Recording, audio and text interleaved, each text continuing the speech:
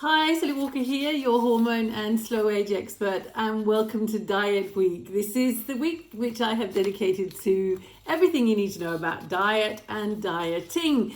So there's already been some posts, so if you haven't seen these things, diet myths and why are we dieting, etc. So check my posts, my earlier posts, okay? Today I am going to talk about calories, okay? So counting calories and why counting calories is probably the myth number one, which is keeping us all fat, okay? So there is a dilemma here, which I would really like to talk about, okay? So it's not quite so simple as the calories in and the calories out calculation. It's absolutely not that simple because we have absolutely no idea at the end of the day how many calories are going in.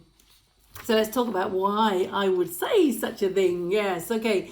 So a calorie is not just a calorie, right? Okay, so the total number of calories in the foods that we are eating is based on a very simple experiment which was made many years ago, and it's still going strong. And it's based on burning a gram of sugar, a gram of protein, a gram of fat in a glass tube. And seeing how much heat it gives, and the heat is the same as energy. So 1 gram of carbohydrate or sugar will give 4 calories, and 1 gram of protein will give 4 calories, and 1 gram of fat will give you 9.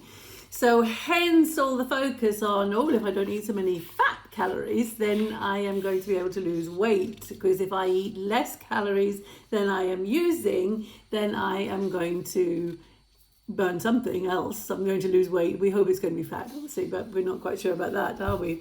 Depends on which hormones are working, doesn't it? Okay, so why is this so simple, and why is this keeping us fat? Because, wow, who is not counting calories? I mean, everybody's counting calories, because this is what the Slimming World is telling us that we need to do. Yes, okay.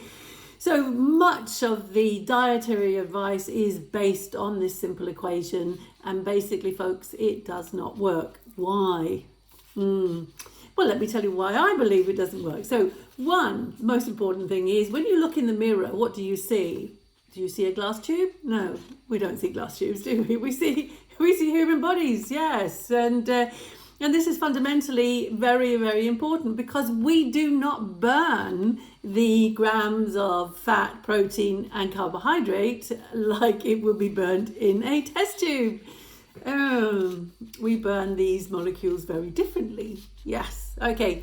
So that was the one thing. Now the next thing is, when they burn the 1 gram of carbohydrate or 1 gram of sugar, they use pure glucose, okay? Now, I know that glucose is the sugar which is most prevalent in the body. But hey, in the foods that we eat, glucose is very often together with other sugars like fructose, like galactose, yes. And very often there's lots of fiber there as well in these foods, in these carbohydrates, okay? So how does that interfere with the burning?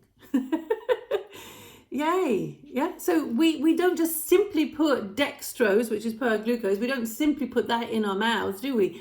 We'll eat an apple, we'll eat some bread, we'll eat some pasta, we'll have some root vegetables. So we eat a combination of sugars and fibers. So how does that burn? How does the fiber affect how well you burn the sugars? How does the fructose and the galactose, how do they affect the burn of the glucose? Eh? So we can't really use that simple equation there for glucose, can we? Or for carbohydrate. So what about the protein? Well, the body is using about 22 different amino acids. So when the people doing this experiment, they say 1 gram of protein, what are they actually talking about? Are they talking about a piece of meat? Are they talking about an amino acid? Well, if they're talking about amino acids, well, which one? Because with all of these different amino acids will burn differently. And then you've got it again, you see, when we eat protein, it tends to be together with other things. It'll be with fats. It might be with some other types of fibers which are more difficult for us to break down. We're not a test tube, and we're not just eating a piece of amino acid. Yeah. So again, we can't really use that. Then we've got the fats. Okay, so there are all different kinds of fats, aren't there? There are the saturated fats and the unsaturated. We've got the monos and the polyunsaturated. Then you've got your short chains, you've got your medium chains, you've got your long chains.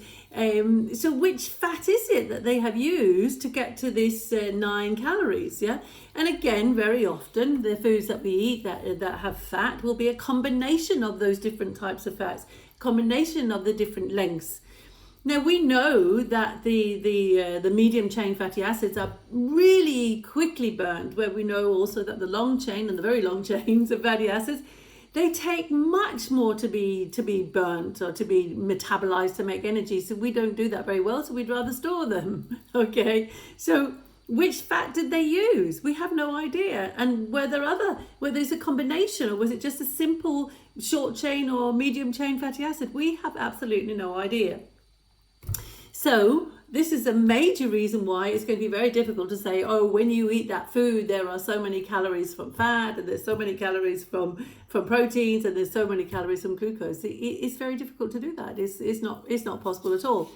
And then you got the other thing. Okay, so you've got this food, and they're saying there's so many grams of fat and glucose and protein, and you eat it. But how many of those calories are then going to get into your body? You know, how's your digestion? How's your gut? Do you have the vitamins and minerals also, once it's got into the body, do you have those that are necessary to do the breakdown to make the energy from it?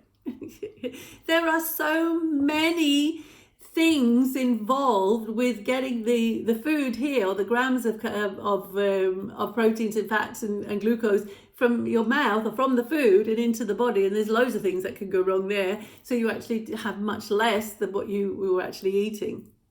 That doesn't get into the calculation either, does it? So I mean, fundamentally, we can't use this calorie counting. And as I said, this is the myth that is keeping us fat, because everyone's counting calories. I mean, at the end of the day, it's not how many calories that are in the food, it is where these calories are coming from. So if you are eating a food with lots of calories coming from carbohydrate, coming from glucose, you are going to be hormonally more inclined to be storing than burning fat. Think about that one. Okay, so I hope you found this interesting. Google it, have a little look. There is an article on my webpage. You can have a little look at that. And otherwise, I will be back another day with something more about dieting. Happy hormones, happy life.